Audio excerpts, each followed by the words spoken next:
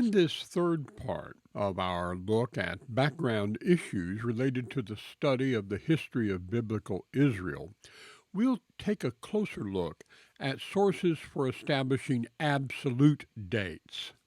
Then we'll wrap up our study with a quick survey of the archaeological eras that make up the Old Testament period.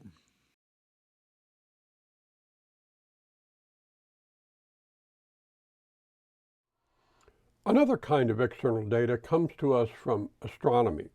In the ancient world, they sometimes recorded that certain astronomical events, eclipses or comets, things like that, happened in certain years. And to the extent that these happen in predictable cycles, like Halley's Comet coming on a predictable cycle, we can use that astronomical data to help us identify the year in which an event occurs. The earliest attempt to use astronomical data for building a chronology of the ancient world employed what is known as the Egyptian Sothic cycle. In the Egyptian calendar, they used as New Year's Day the day in which the dog star Sirius rose on the horizon. So this was the beginning of the new year. Unfortunately, the Egyptian solar calendar only had 365 days, so there was no leap year, and that means that every 4 years, the date of New Year's drifted 1 day further off the day it should have been. As a result, New Year's Day did not correspond with the day that it ought to have on a regular basis. It should have been New Year's Day on the day that the dog star arose. But because of the lack of a leap year, this drifted so that the two actually coincided only once every 1,460 years. And we can identify today when that happened. So we know that an alignment occurred in AD 139, in 1317 BC, and in 2073 BC. So because of that, and because the Egyptians would sometimes indicate in their writing how far off New Year's Day was from the day that it should have been, this provides a basis for us building a chronology for understanding ancient Egyptian history. And the first time this was done was to establish a date in 1872 BC. And so once that date of 1872 BC was identified, we could then begin to build out a picture using those relative dates of when things happened around that. Now, the Egyptian Sothic cycle and the chronology developed from it is still very important today in understanding Egyptian chronology, although it has been modified and clarified a bit over the years. For example, we also now have data about eclipses and comets that were cited, and we found reference to them in ancient texts that help us to build out this chronology. So, for example, in the case of ancient Egypt, we typically think of Egyptian history in terms of 4 major periods: the early dynastic period, the Old Kingdom period, the Middle Kingdom period, and the New Kingdom period. And these are divided by what Egyptians referred to, or what's referred to in Egyptological studies as intermediate periods. The intermediate periods were periods in which there was no strong central government, and so Egypt tended to revert back toward more regional government. So you had multiple people claiming to be the king at the same time in different places. Finally, starting in 712 BC, we have the later periods. These do overlap with biblical history, particularly from 712 to about 400 BC. The so-called late period from 712 to the conquest of the Greeks in 332. This is followed by the Greco-Roman period, and then after that, the Byzantine period, the Islamic period down to modern times. In addition to dates derived from astronomical observations, like the ones that we've been talking about, it's also possible to develop chronological knowledge on the basis of the dating of artifacts that are found. And this brings us to the use of techniques like carbon-14 dating or radiocarbon dating. Now, radiocarbon dating depends upon the half-life of carbon-14. Carbon-14 decays over a long period of time, so its half-life is over 5,500 years long. Carbon-14 is only deposited in organic materials, so trees, bones, and other kinds of organic remains can be analyzed for their carbon-14 content, and that can help us to understand when they ceased to accumulate carbon-14 and began to break down that carbon-14. So carbon-14 analysis yields dates that are calibrated to 1950 AD, when the technique was initially developed and kind of codified, I guess we would say.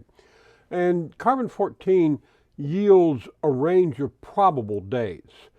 This is often misunderstood in the popular mind. People say that carbon-14 dates something to date X or year X. Well, that may be true, but it's always, in reality, year X plus or minus a margin of error. And that margin of error is sometimes not reported, and it can sometimes be quite large. There continue to be debates about how far back carbon-14 can be reliably used. In theory, some have argued that it can be used perhaps as long as 50,000 years ago to produce dates for things. I think a more conservative approach would be one half-life, or maybe 1.5 half-lives, so 6,000 years, maybe 10,000 years at the most. You know, after that, the margin of error and the unknowns become so great that the dates are probably not all that reliable and shouldn't be trusted in the same way. Now, all dates that arise from carbon-14 dating have to be statistically normed. That is to say, they have to be calibrated because of a number of factors that come into play. And this leads us to the question of the problems associated with carbon-14 dating. One of the problems arises from the uncertainties surrounding the rate of deposit of carbon-14 in organic material. Now, when the theory was developed, it was assumed that carbon-14 accumulated in organic material at a constant rate. Today we know that that's not true. For example, things like sunspots affect the amount of carbon-14 that is emitted from the sun, and therefore the amount that is absorbed in organic material. There are some parts of history where we know, because we can cross-reference material with written material and so forth, we know that the carbon-14 dates are off because of this fluctuating deposit rate. But the further back we go, the less ability we have to cross-check carbon-14 dating. And so the degree of uncertainty increases over time, and we don't even know that we've got it right for the periods that we know best. There's still a lot of debate about certain periods in history. Another thing is the size of the sample that's used to test for carbon-14. Generally speaking, the larger the sample, the better, but as techniques have improved over the years, acceptable sample sizes have gotten smaller and smaller. But still, with a very small sample size, the margin of error increases. The more you have to test, the more likely you are that the results are going to be reliable. A third factor, and this is a major problem, is the problem of contamination. Carbon-14 dating can be thrown off if the material that's tested has been contaminated. It can become contaminated by being touched by humans. It can also become contaminated by being exposed to water and other factors as well. And we don't even know, because in every case, how contact with the environment will contaminate a carbon-14 sample.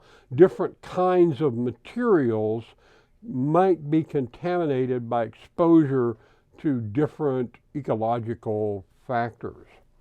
So the danger of contamination and the fact that we don't always know whether material has been contaminated or not adds an additional layer of uncertainty. Another factor that comes into play is the material itself. We know today that different types of organic material absorb carbon-14 at different rates. And again, this wasn't known when the theory was first developed. And so, again, a degree of uncertainty is involved if we don't know the absorption rate for a particular kind of biological material. And there are many that we really don't know all that well.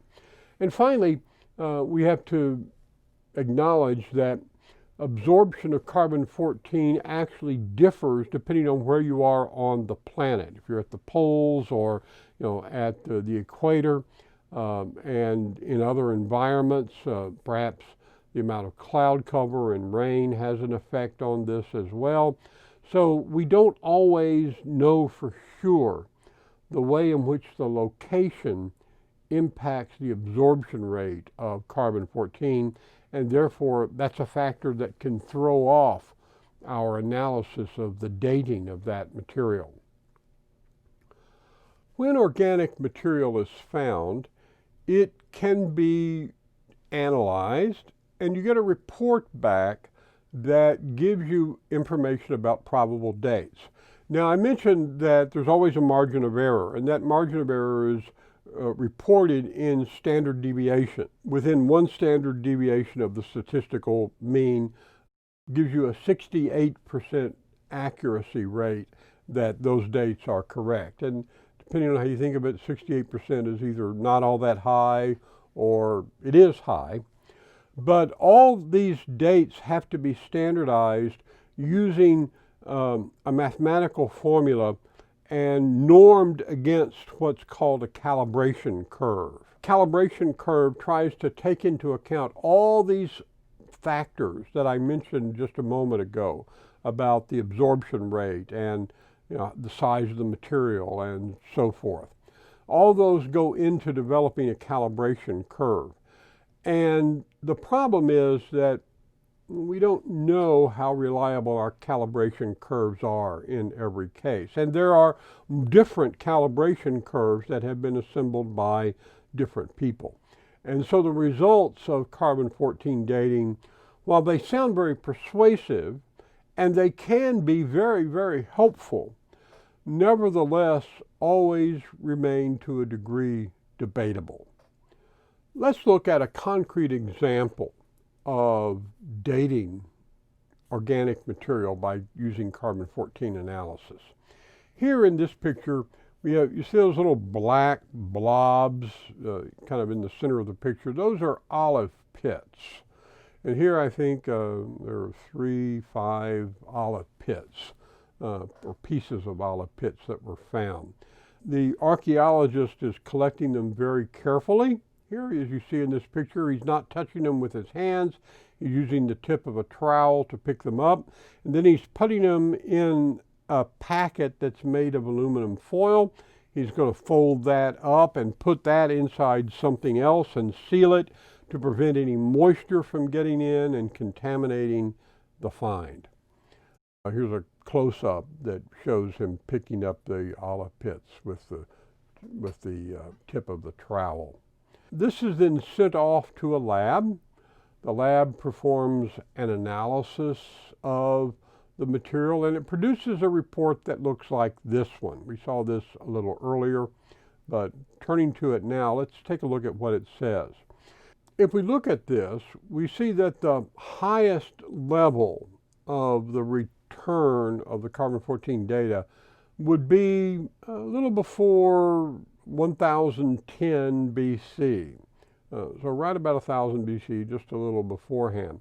But that's not the actual statistical middle, that's just the highest point. The statistical middle is a little bit earlier than that, about 1000 or 1001 BC. So let's look at the data that's given to us at the top of the report there. What it tells us is that there's a 59.6% chance that this sample should be dated between 1026 and 975 BC, using calibration and statistical norming of this data.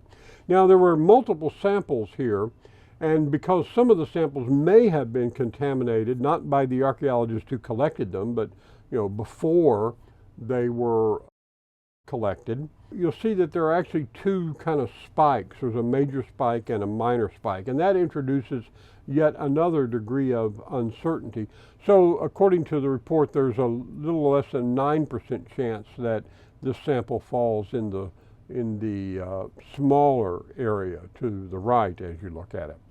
If we expand the standard deviation, we get a higher likelihood. So there's a 77.8% chance that this material should be dated between 1051 and 969 BC. So that's getting to be pretty good. Most people would say 78% is a pretty good probability. So it's very likely that this material is dated at or about 1000 BC, plus or minus 25 years to a 60% degree of probability, or 1000 BC plus or minus, say, 40 years or so with about a 78% degree of probability. Now, how does this fit into the biblical narrative? Well, I'm showing here the dates associated with the reign of David according to traditional understanding of the chronology. David would have become king around 1011 and died in 971 for a reign of 40 years. So if we believe the carbon-14 dating is accurate, then these olive pits were placed there, were grown and then harvested and consumed sometime during the life of David, probably a little after David became king, most likely between 1026 and 975. 1026 would put us in the second half of Saul's reign. 975 would put us still in the reign of David, but approaching the end of David's reign. If we extend that out, 1051 would put us just before Saul's reign, according to the traditional chronology. 1069 would put us into the reign of Solomon, employing traditional chronology. So that helps us to identify the time frame of the site and the layer of the site in which these olive pits were found. But there's one other factor we need to consider.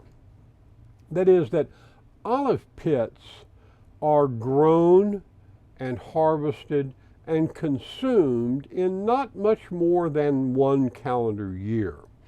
So unlike, say, a piece of wood that might grow in a big tree and be used as a beam in a ceiling, and that building could be there for centuries, an olive pit really kind of pins you down to one specific year, or at least a very small range of years.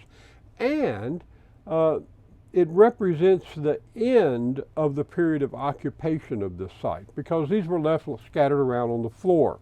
And even slovenly people don't leave olive pits lying around on their floor forever. They eventually clean them up.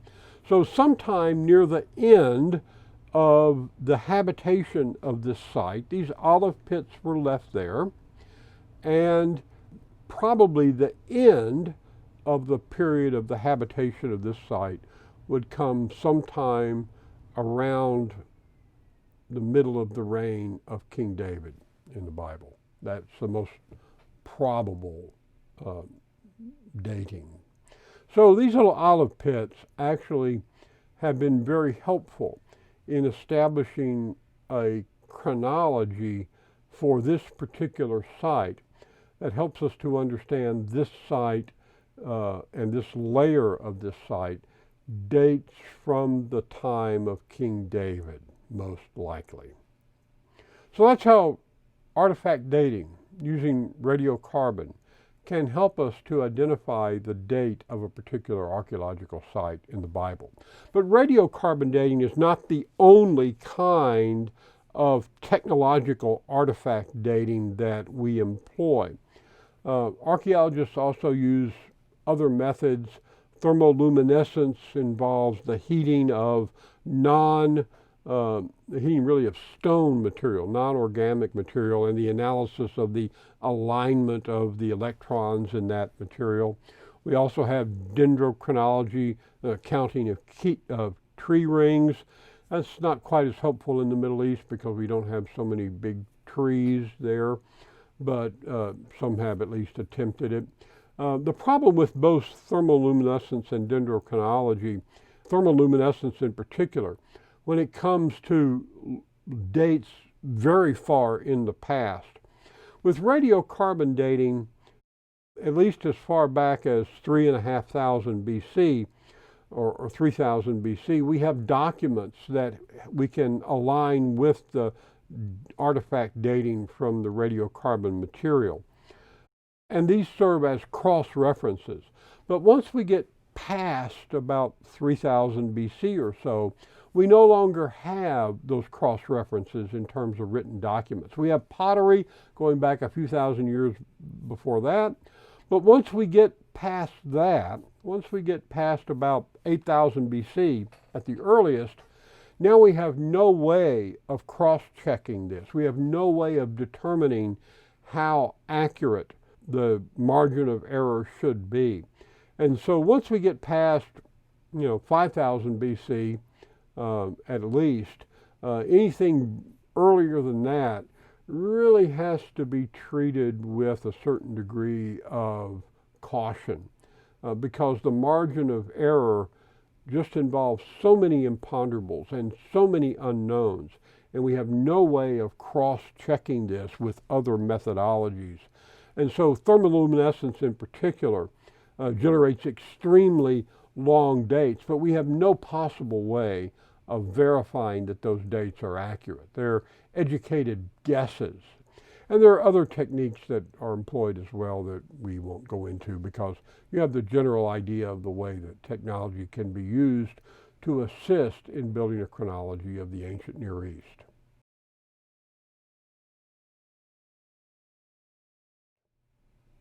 So let's wrap up by walking through the major eras, the archaeological periods that we use when we talk about ancient history in the Near East. The dates that we're giving are common dates that are given by archaeologists for the biblical world, but that doesn't mean that I personally accept them or that they apply everywhere. So the earliest of the ages that archaeologists can talk about with any kind of likelihood at all is the Paleolithic Age. Paleolithic means old stone, so the Old Stone Age. In archaeological terms, the Paleolithic Age is usually dated to before 10,000 BC.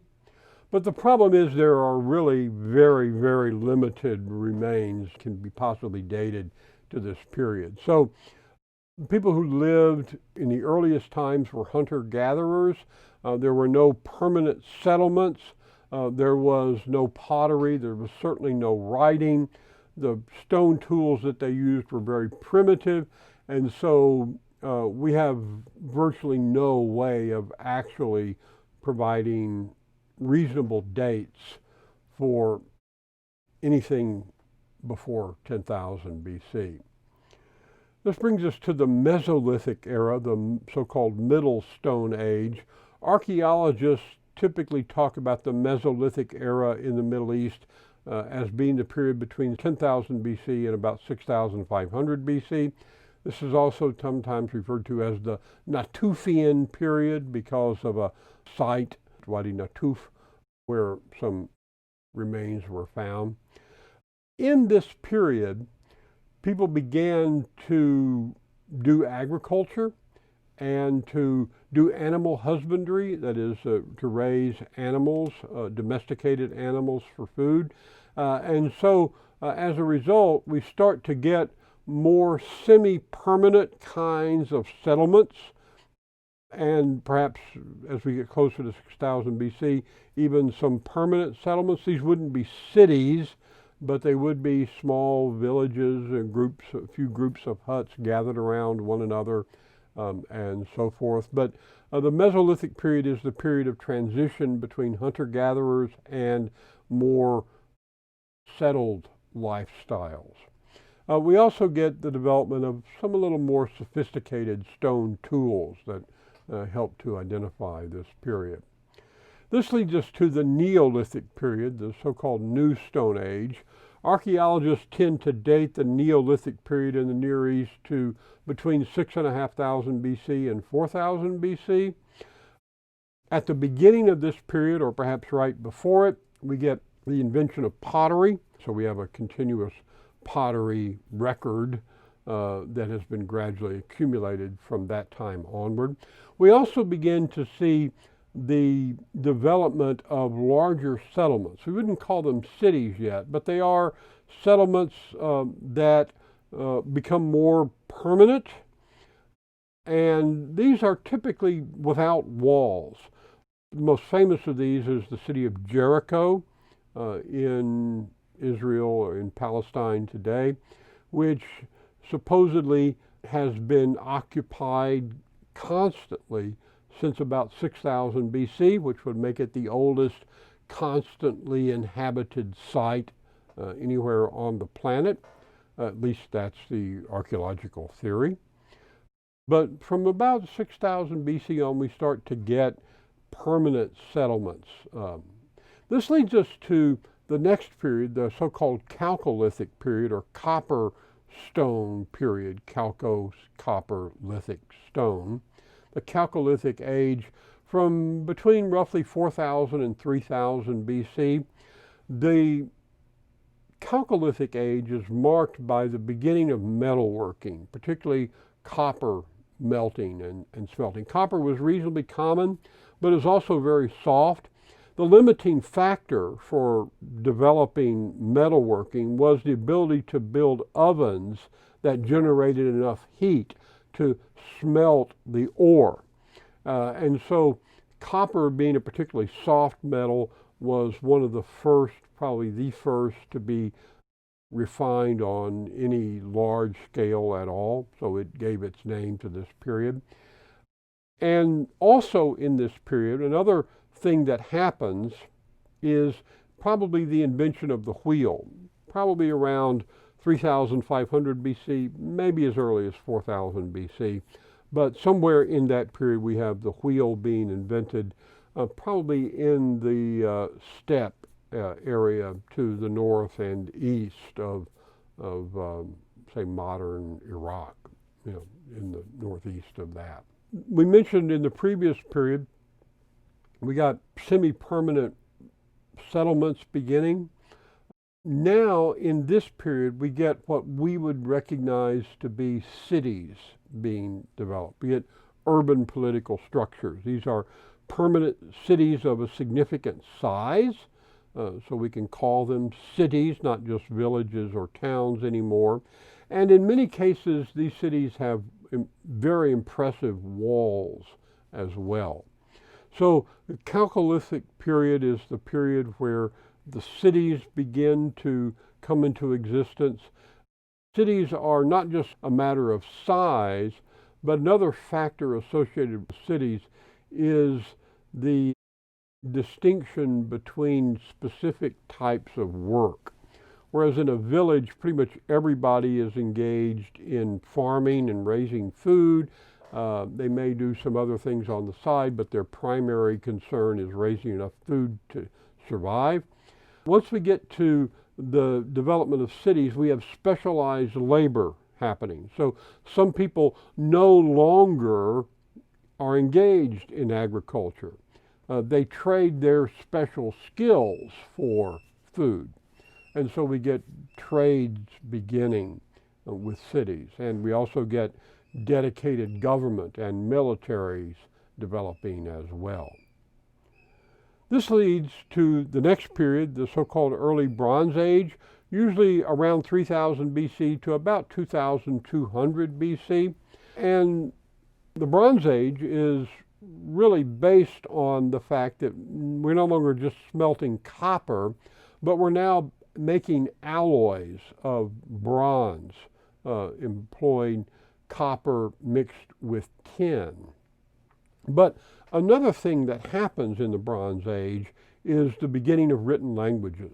The earliest written languages probably were a little before 3000 BC, maybe as early as 3500, certainly probably by around 3200, although these are not necessarily languages in the way that you and I think of language. They're more like using pictures as symbols to communicate in written symbolic form. But we get written languages emerging around between 3200 BC and 3000 BC, so that by 3000 BC we have solid evidence of the first written languages in existence, both in Mesopotamia, a little before 3000 BC, and in Egypt, right around 3000 BC. I've already mentioned the formation of bronze alloys as a factor that gives the Bronze Age its name. And again, the point here is the development of the technology of oven making, when they were able to make ovens that would get hot enough to allow them to do the kind of alloying activity that's necessary to make bronze. They were able to do it. In terms of human society, in the previous period, we saw the rise of cities. In the early Bronze Age, we now see the extension of political authority in a way that encompasses more than one city. So we move from city-states to what we would think of as nations. So we get the development of national political structures in the Bronze Age, in the early Bronze Age as well. This leads us to the Middle Bronze Age, about 2200 BC, typically down to 1550 BC. In this period, we get the development of alphabetic scripts, which allowed for the wider spread of literacy. Before the invention of alphabetic scripts, writing and reading were severely restricted because of the amount of learning that you had to do just to read the symbols. But with the alphabet and fewer symbols, it became possible for more people to learn to read and to write. And so alphabetic scripts lead to a significant explosion of writing in the years to come. Also then, in sociological terms, we get the expansion from, we've already seen the expansion from cities to nations. Now we get expansion of political power that incorporates multiple nations, what we would call multinational political structures or empires. And the first of these was the empire of Sargon the Great, that we'll talk about a little later. From the biblical perspective, we now enter into that part of the biblical narrative that we can anchor pretty solidly. So this is the period of Abraham and the period of the Hebrews in Egypt. This leads us to the late Bronze Age, about 1550 down to about 1200. The beginning of the late Bronze Age is really marked more by a political event, the expulsion of the Hyksos from Egypt, than it is the discovery of some new technology in this case. In biblical terms, this is the period of the Exodus, the period of the Judges, and Joshua too, of course, all falling in this period. So much of the earlier part of the patriarchal period is the Middle Bronze Age. Now the period of the Exodus, the wilderness wandering, the conquest, the Judges is all late Bronze Age. And this brings us at last to the Iron Age. Around 1200 BC is the date typically given, sometimes a little later, sometimes a little earlier. Now the problem here, again, the Iron Age is marked by the beginning of the smelting and working of iron. Now, don't oversimplify this. They had iron before 1200 BC. The problem was that the ovens couldn't get hot enough to remove the impurities from the iron. And so while they had iron, it wasn't in a practical way very usable. So it didn't have a big impact upon society. Around 1200 BC, the ability to work in iron was imported from the north, probably from the Aegean Islands or maybe from the area today that we know as the Balkans, and is brought into Palestine, into Canaan, and gradually moved through the rest of the Near East. And this is really, as I said, connected to the development of hotter ovens that would allow the heating of the material so that the impurities could be removed, so that the resulting iron would be better. So this leads to the development of iron tools. And the Iron Age tends to continue down to the Greek invasion by Alexander the Great in 333 BC, excuse me, and usually bring the Iron Age to a close then, although from a technical perspective, iron certainly continued to be used, but it ends with a political event, and we refer from 332 on, we refer to that as the Hellenistic era and so forth. So as far as the Old Testament is concerned, the major periods are the Middle Bronze, Late Bronze, and then the Iron Age. And the earlier periods would be sometime corresponding before, say, Genesis 12. And we'll talk more in another session about what we can say historically about the history of those periods. But that wraps up our look at the way in which we go about dating things related to the Bible, and also the archaeological ages that have resulted from the study of those factors.